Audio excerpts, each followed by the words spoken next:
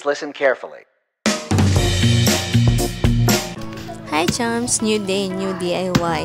It's a wonderful day to inspire someone like you because you are amazing like me.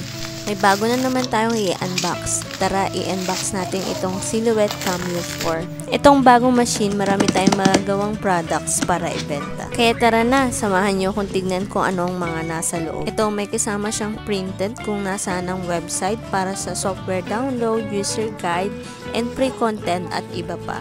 Yan, may power cable and USB cable. Uy, ang dami niyang kasamang freebies. May spray bottle, may acrylic keychain, may mga vinyl sticker. Ayan, makikita nyo, acrylic keychain, may photo top, may vinyl sticker, at mga iba't ibang kulay ng vinyl sticker, holographic. Ang gaganda ng kulay, ang dami niyang freebies. Starter pack nga talaga ito.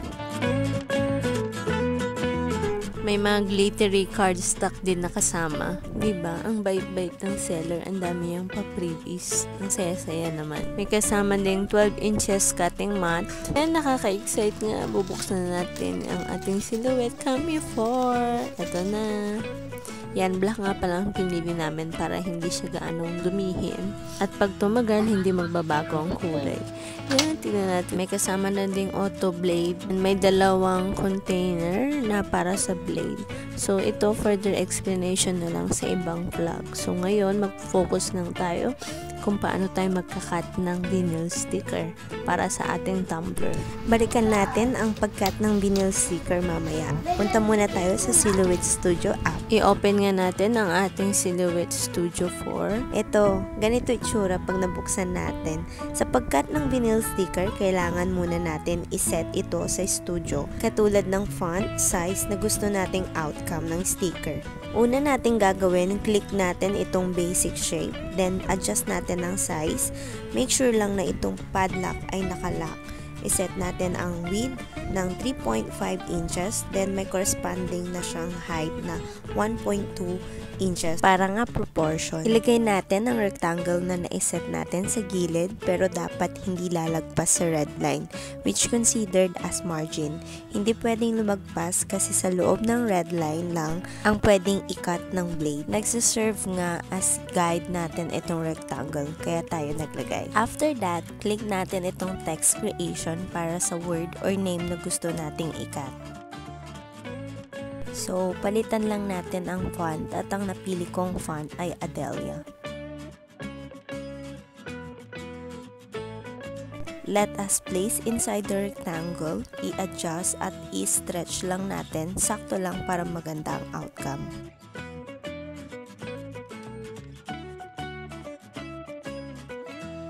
Pag okay na ang ating font at size, click lang natin ang send. Ganito ang lalabas. Para hindi natin makat ang rectangle, click lang natin ito, then click natin ang no cut. Kasi iyang naka-highlight na red, iyan ang makakat ng blade.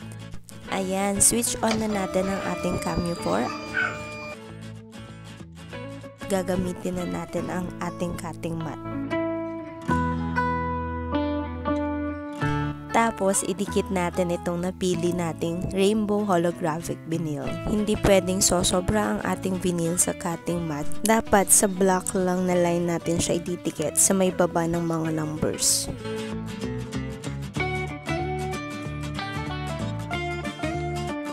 Insert lang natin itong cutting mat sa machine. So, sa gilid yan, may mga arrow yan kung paano natin ito mai-insert ng tama.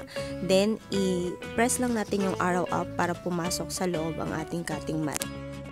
Balik tayo sa Studio app at iset natin kung anong klaseng material yung ating ikakat. Hindi ko nga mahanap yung holographic vinyl. So, ang pinili ko na lang ay yung vinyl glitters at in-adjust ko na lang yung mga settings.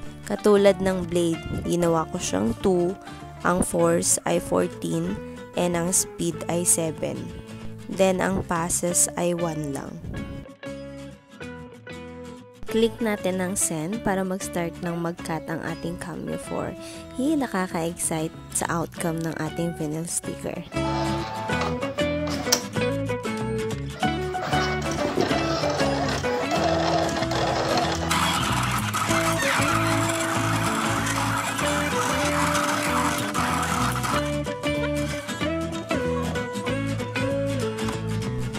is the outcome. Ito na ang ating sticker. So, nakat na siya. So, kailangan lang natin tanggalin yung mga excess sticker. Dikitan lang natin ng transfer tape ang ating name vinyl sticker para ang ating transfer tape na mismo ang magdidikit sa ating tumbler or any materials na gusto nating dikitan ng sticker. So, yung sticker natin, ididikit natin siya sa tumbler.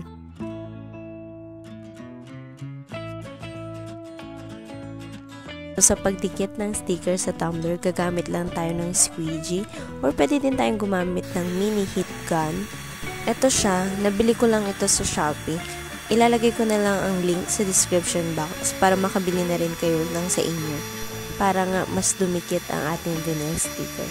Tanggalin na nga natin ang transfer tape para makita na natin ang final outcome. Yehey! Ito na, may sticker na ang ating tumbler. Dito na natatapos ang ating vlog at ito na ang ating first product gamit ang Silhouette Cami 4. So really you ain't gonna hit me back, yeah. Now it's all just you got me on blast, damn. You're over it, I've been done.